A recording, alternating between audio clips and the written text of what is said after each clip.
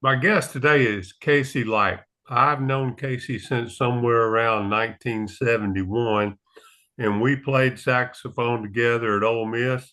Um, I learned a lot from Casey, listening and watching, and including the fact that many musicians might go to school to study performance, but it takes a special kind of person to work hard enough to actually do so and continue to make a living at it after graduation.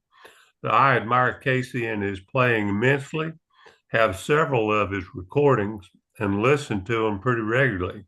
And Casey is what I call an honest to goodness player. And welcome, Casey. It's a pleasure to be here, Jim. Thanks for inviting me. I was just thinking the other day about uh, the CD you made with the Scavengers and trying to remember my favorite tune from that CD. And I decided it was the old Harry Nilsson song, Lime and the Coconut. Yeah, you're right. That's that is a good one. Yeah. Still gets good response, from all ages of people. Well, uh, I know a lot of music jobs are seasonal, Casey, and the time of year makes a lot of difference in where you're playing and how often you're playing. But just on average, how many times a week do you perform? Well, there are weeks that I'm off on the weekend. Then there are other weeks that I play, two, three, maybe four times in a week. So I don't know. I probably play 50, 60 gigs a year. I would probably average once a week or one and a half gigs a week. And what are the kinds of functions you play for? Well, at this stage in my career, I would say 80% of my work is wedding receptions. And, wedding receptions are kind of the primo gigs. A club owner's trying to make a living. Oh, Okay. sure. The least money he pays the band, the more money he makes. But, Dr. Wallet, whose daughter's getting married, he wants bragging rights out on the golf course of how much money he spent on his daughter's wedding. So those are usually the more lucrative jobs. Yeah, for sure. I can imagine. How long do those last? Wedding receptions normally are a three Yeah. hour gig, and there's usually a good 30, 45 minute lull in between when people are making announcements. And There we go. yeah, we're back.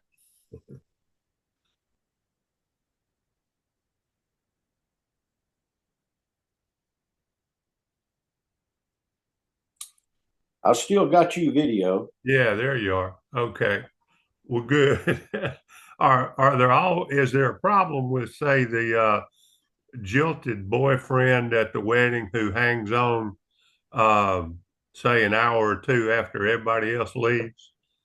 Not so much the jilted boyfriend, but a lot of times, um, you have a wedding reception and it may be huge, 150, 200 people there. And after people have done their social obligation or whatever, they'll start to leave. There have been times when it gets down to the last set or whatever, and there's six or eight people left, maybe not that few, but sometimes seems like it's like, guys, look, I know you want your money's worth or whatever, but everybody's gone, y'all go Yeah. home. And you always wonder if it's, you know, maybe the bride doesn't want to start the honeymoon as quick Yeah. or all kind of things go through your mind. But anyway, sometimes that's the case. But I don't know that I've ever had to deal with the jilted boyfriend or the jilted girlfriend that made a scene. Well, good, good, good. I always think at the end of a gig, I always think about the line from the old song about you don't have to go home, but you can't stay here. Yeah, that's a great line, and we think about that. I use it sometimes. Yeah. What what type of music do you enjoy playing the most? Well, as far as what I like to play, I spent a little time in New Orleans, and New Orleans has their own special kind of funk. Oh yeah. So I like New Orleans funk. Someone who doesn't get as much credit as they should with being originator of funk music, is Sly. You know, Yeah. Sly and the Family Stone, they were one of the first funk bands out in the late 60s, right? Even before Tower Power and Cold Blood and all those West Coast bands. But so I like playing Sly stuff. I like playing funk. Um, I've always been a huge fan of Herbie Hancock, and Oh yeah. we were at Ole Miss. Is right when that Chameleon album, that first Headhunters, came out, and Harvey Mason, man, and Paul Jackson, drummer and bass player respectively. Yeah, that's always been, I guess, my favorite type of stuff to play. But people ask me, what kind of music do I like to play? And my answer usually is whatever the guy writing the check wants to hear. That's a good answer. Yeah. What's the furthest you've ever driven to play a gig?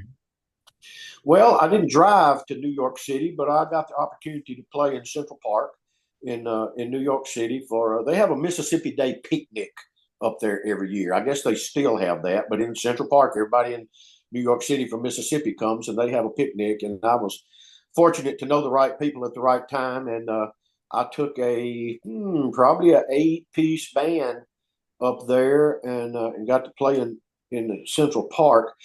I had a good friend, Bruce Browning, that I traveled a lot doing other things, not necessarily music. Bruce was a conga player, or bongos, and something we like to do. We'd be driving down the highway, and all Bruce would have to say is, "This looks like a good spot," and I knew what he meant, and we'd stop and pull over and walk out, and he'd pull out his bongos, and I'd have my horn with me, and we just sit out there and play. So we were traveling through Northern California through the redwood forest one time, through those big giant trees with the big holes, and he said, "This looks like a good spot." So we pulled over and we got up inside a redwood tree. Now, you talk about the acoustics and the sound, but we were literally inside a tree that was probably 15, 20 feet in diameter. And so we get up in there and close our eyes and start playing. I don't know how long we played. When we stopped playing and opened our eyes, there's about a half a dozen, maybe a dozen people had heard us and had come quietly and sat down right out in front. We opened our eyes. It was like, oh my goodness, we thought we were alone, but anyway, that's probably the furthest away that I played was Northern California. That It wasn't a paying gig. If we would put out a tip jar.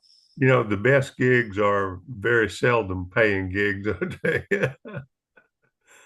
Well, and a lot of times I tell people, they say, well, what about how much money? And it's like, well, um, we love music and we play for free. It's not about that. But loading all that equipment up and driving 100 miles and unloading it, reloading it, we got to have some money for that. Now, speaking of equipment, what kind of saxophones do you own now? I've always been a Selmer guy. Fortunately, my beginner horn was a 1958 Selmer Mark Six, and so I played Selmers all the way up to the point to when I went to University of North Texas. It's what it's called now. Used to be North Texas State, um, and I bought a Mark Seven in 1978, which I still play. I really like that horn.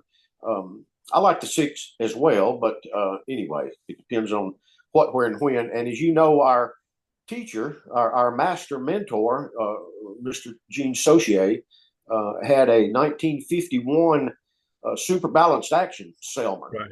And I was very fortunate that when he passed away, he willed me that horn. So I've got a 51 SBA, a 58 Mark 6, and a 78 Mark 7. I also have a unique little horn called a King Saxello, and it's a 1923, um, and basically is a soprano saxophone. Okay, but Right. they need a Saxello. That's their brand. It's got a curved neck at the top, and the bell does a 90-degree straight out. It's Yeah. not tapered or like a little alto. It makes a 90-degree straight out, and I was really fortunate to get that horn. I can't remember if I paid $50 or $75 for it. the octave key was broken off. It had no octave key. So I took it to a guy out in Denton, famous repair guy. I think that guy's name was Reuben Allen. There's a the trumpet player for Blues Brothers, I think, was Alan Rubin, and I always get their names confused. But anyway, he took the register key off a clarinet and made me an octave key to go on that horn, and I still play it all the time. Referring back to that Headhunters group with Herbie Hancock, Benny Maupin was the reed player in that band, and Benny played a saxello, and it has a darker sound to it. Yeah. It's nasally as a soprano can be sometime if you know what I'm talking about. So Yeah. Yeah. those, are, those are the four horns I have now. Now, are you still playing cane reeds, or are you strictly the synthetic?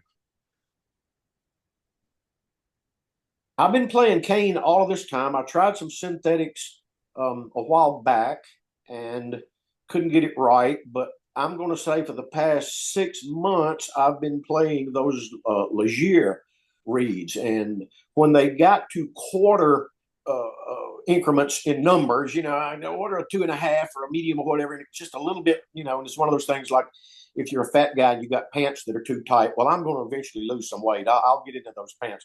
So that harder reed, it's like, well, I just got to practice more. My chops will get up. So then I finally like, well, it don't matter. That reads too hard. So I went to like a 2.25.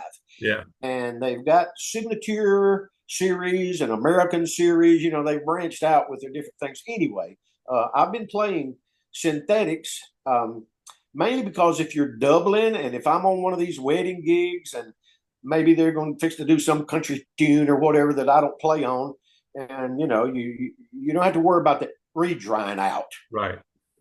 And that's It's there when you want it. Yep, absolutely. You playing synthetics as well? Yeah, as a matter of fact, I've when I heard you talk about that a couple of years ago, um, I forget where we were at Calvin's birthday party or something, Yeah, yeah.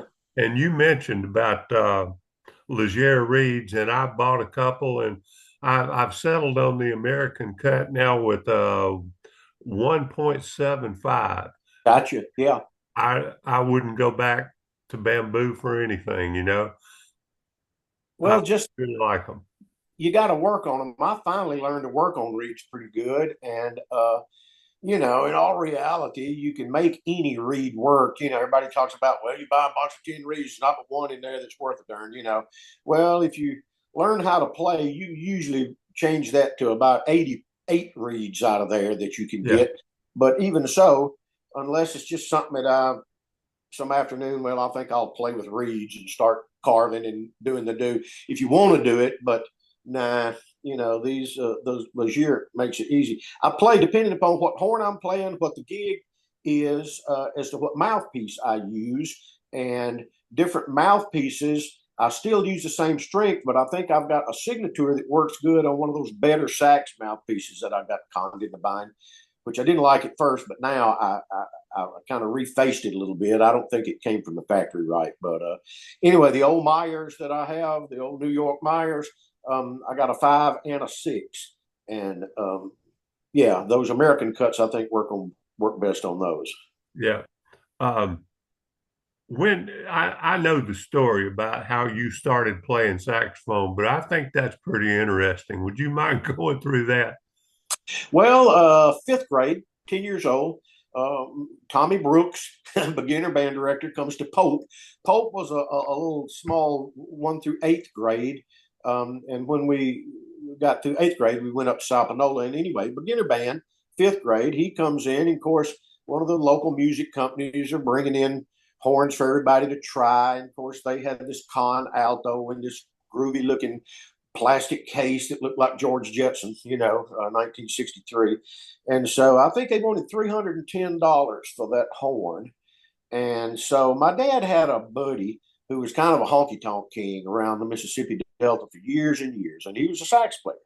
And somehow Daddy and Grover Duke buddied up, and so he says, "Well, I'm not going to buy that horn from that company. I'll get Grover to get Casey a horn." Well, I'm 10. I don't know any difference. So anyway, Grover shows up at the house with this old beat up case, and part of the leather's torn off the side of it. And I opened it up, and it's this funky old horn, a lot of patina on it, and it's like, wow, everybody else has got that cool George Jetson thing and a shiny horn. So I think mom gave him, well, first thing she did was call Tommy Brooks, the band director, because we didn't know anything about a horn. And, she says, Mr. Brooks, thinking about buying Casey this horn. It's called a Selmer. And on the side of it's got a Roman numeral 6. And just wondered if that horn was any good or if I'm buying a piece of junk. Mother was kind of leery of Grover anyway. She didn't like Daddy running around with him. But she gave him 200 bucks. Well, Tommy told her, it's like, I can't believe you're fixed to buy Casey a Selmer Mark 6. If he turns into a professional musician and plays for the rest of his life, he'll never need another saxophone. And I played, her name is Roberta. I named her after years, many years ago. I played her yesterday afternoon at a little gig. So he was right. I'm still playing Roberta. And so my beginning horn, 200 bucks. I think I got that horn insured right now for maybe $8,500. Yeah, that's pretty fair, and that doesn't count a repad job. No, no, no, absolutely, absolutely. That's great.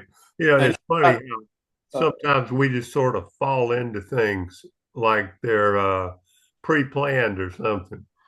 well, yeah, you never know when just like Friday night, all the planets going to line up. Might be a good day to go buy a horn. Any day's a good day to buy a horn, buddy. Oh, bingo. What do you listen to for fun and relaxation? Well, once again, I like listening to that funk music for fun. For relaxation, we studied music in college, so our appreciation for music is broad. Um, those '60s Miles Davis. I mean, in a silent way, man, oh man, that Joe Zavadou tune, that album, one of his first of that famous quintet. I like listening to that early Miles stuff. I like chamber music just because we played in small group, in Yeah, the sax quartet, and I like small bands. We played big band stuff when we were at Ole Miss, but I never was a huge fan of big band stuff. I like it when there's only one guy playing his part. You hadn't got four other guys in case you get slack or lame, then they're covering for you. If you're the only guy doing that, then you got to be taking care of business. So anyway, I guess that's why I like to listen to chamber music, but I like the impressionists. I like to listen to string quartets. I also like double reed chamber music. There's a chick out there named, well, I didn't mean that. There's a lady out there called Judith LeClaire, okay? And she is a bassoon playing master. And man, I really like listening to that and to oboe concerto things with chamber music. So I guess those are probably the things that I listen to mostly. I heard a description of oboe recently that it was envisioned by a sadist and came to fruition by a masochist. Yeah, they have a unique sound, but very beautiful instruments. And I don't know, somebody had posted, I saw this one years back. It's what's the difference between an oboe and a bassoon. And it said, well, a bassoon burns longer. Yeah. And and I also heard the old one about one of the advantages of being an oboist is you can put your case on the windshield of your car and park in handicap zones. Yeah, got you. Got you. Worry about anybody stealing it either, right? Yeah, that's right. So, have you always been an alto player? Yes, is the answer to that question. Now, when we were my first year at Ole Miss, which was probably the fall of '71 or '72, I can't really remember those. That's a time in my life where things run together. Um, I got in the Ole Miss Jazz Band, and Jim Simpson, you remember, Yeah, was in there on alto that's playing right. lead. I was certainly no competition for him. I guess you were playing second alto in that band. Yeah, sure was.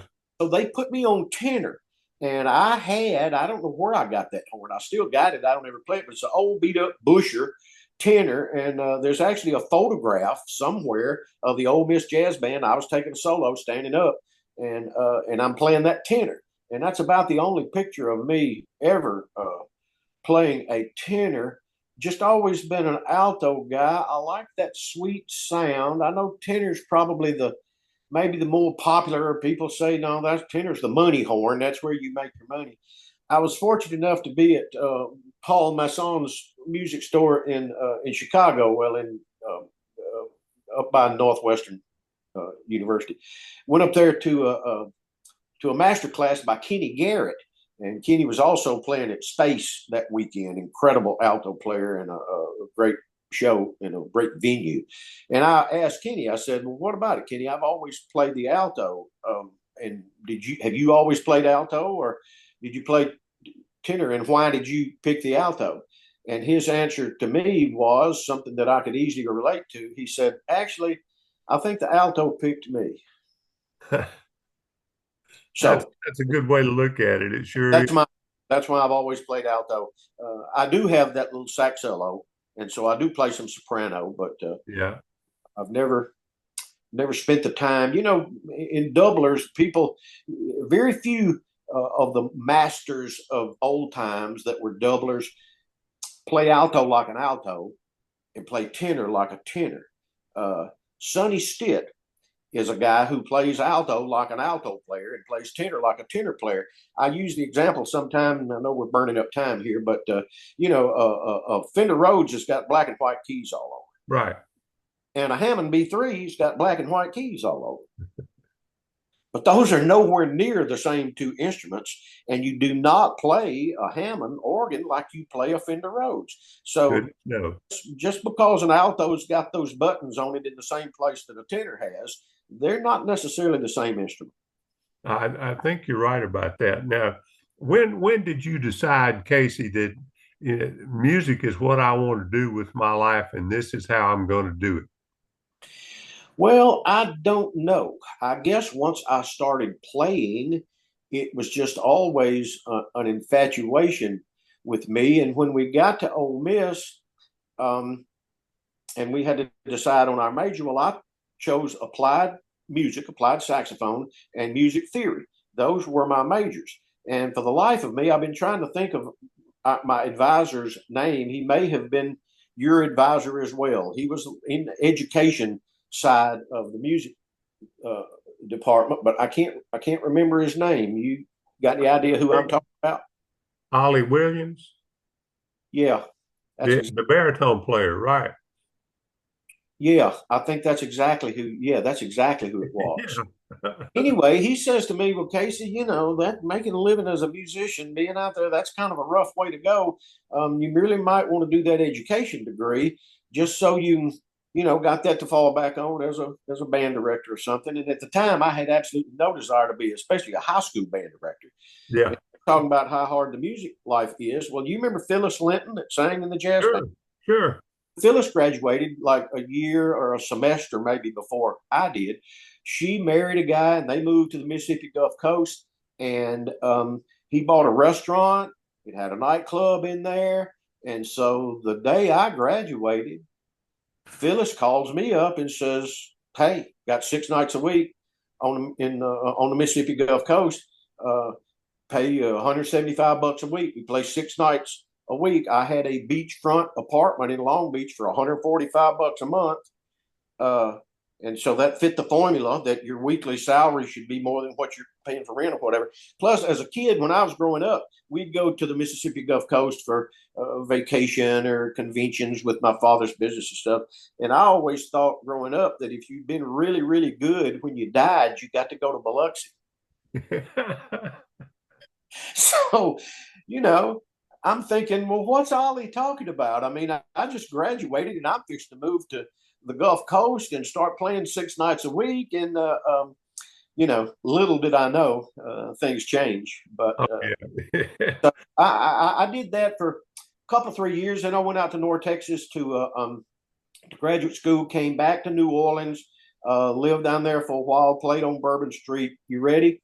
from 1 a.m. to 5 a.m. 7 nights a week. Yeah. So I'm gonna be pretty hard to be surprised. Okay, we don't bring up anything that's going to surprise me. So what place did you play in down there? It was a place called Andy Shannon's. It was kind of odd. Andy Shannon's. It was an Irish kind of based joint owned by a Japanese guy who wore cowboy boots and a cowboy hat.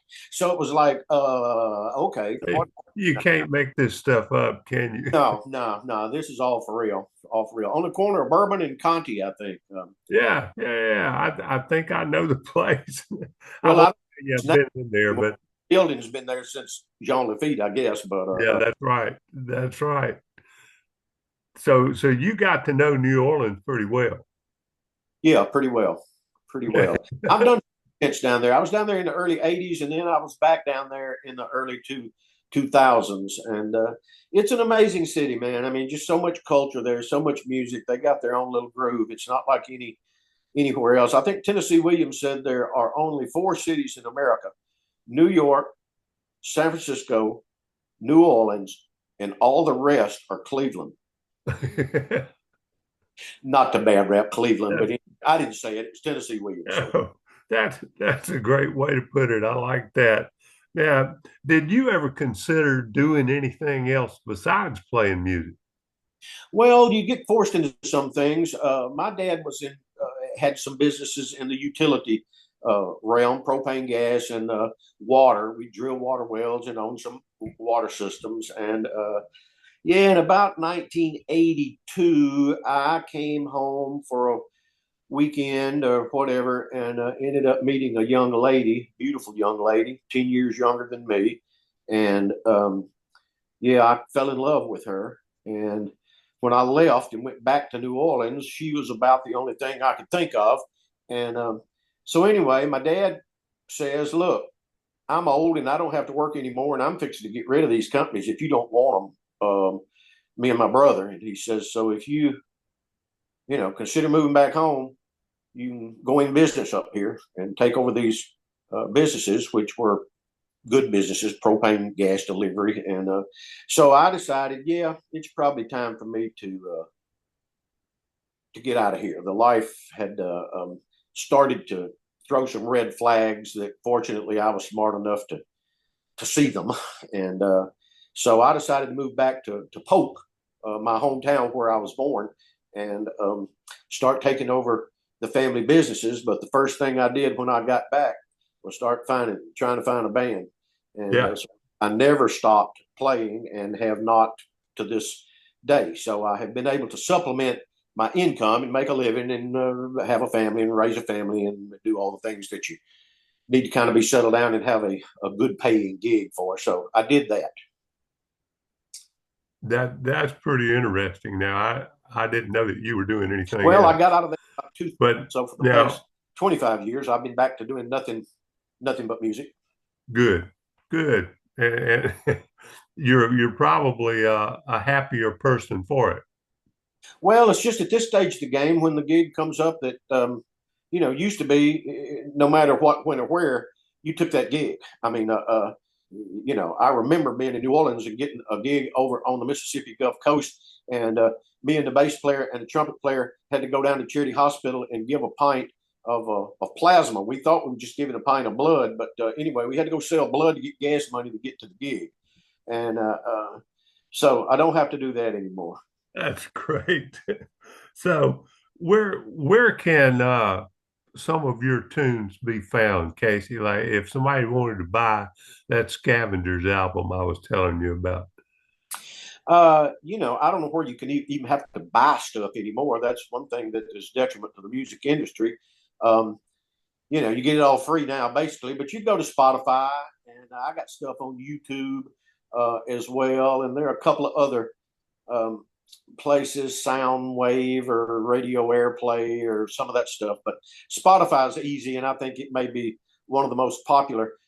My last name is Lipe, as you well know, Lipe, which is a very confusing name for people. They look at it and just go, Lipe, Lippy, Lipe. My favorite is Lip. They look at it and say, is it Lip? And it's like, bruh, come on, you know how to spell Lip. Lip. So it's light, just like swipe and pipe and wipe and all those other words. But so for a while, I started using the name KC, the letters KC, and Yeah. middle name, which is Ray. So KC Ray. If you're looking, you can probably put in Casey Light, but if you put in KC Ray, that's going to pop up a little quicker. And two albums that shows our age. Well, they're back now, but the Scavengers is one, and then the first one that I did of all original tunes, almost all original tunes, is called Down the River, and some that's a really good CD as well. It's more New Orleans funk, and there's a lot some vocals and stuff on there. A lot of tunes that I wrote, and as opposed to the Scavengers being maybe more instrumental stuff. Yeah. Do you write a lot of stuff still? I haven't in a while.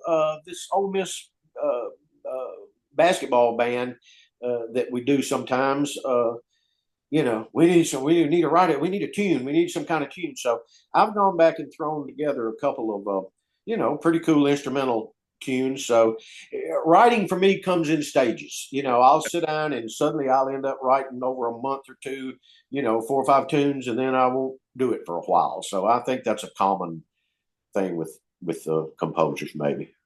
Yeah, I think so too. It is one of those things that you have to prepare yourself for because it's mentally intensive. And if you try to make it happen, No, yeah. it just doesn't work that way. I don't write a lot of music, but I do write a good many words in a month's time, and it's exactly the same way. If I sit down with a blank page in front of me, nothing's going to happen. That idea has to sort of circle around and formulate for a while before it becomes reality. Nothing scarier than a blank canvas. That's What I'll do exactly right. I'm riding, if I'm riding around, I keep of course, everybody keeps your iPhone with their phone with them all the time, and voice memos. Yeah. If something, a bass line or a groove, and that's usually what comes into my mind first is a bass line. So if Uh-huh.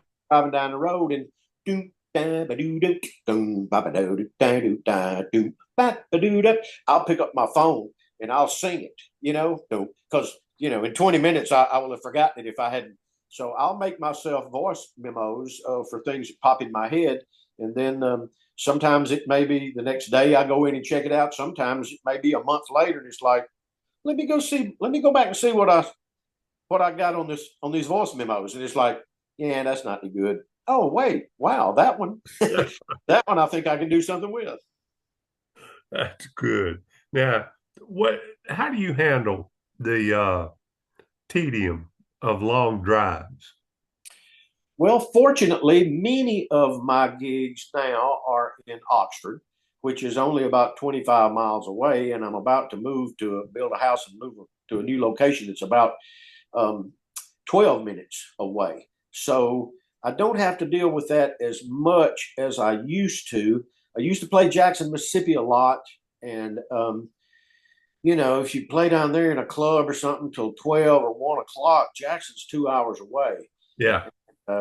So you take that chance. Of course, coffee and energy drinks are one thing. As it is now, if one of the big wedding bands that I play with, uh, we travel together a lot, either in Is that or class in a band. reunion?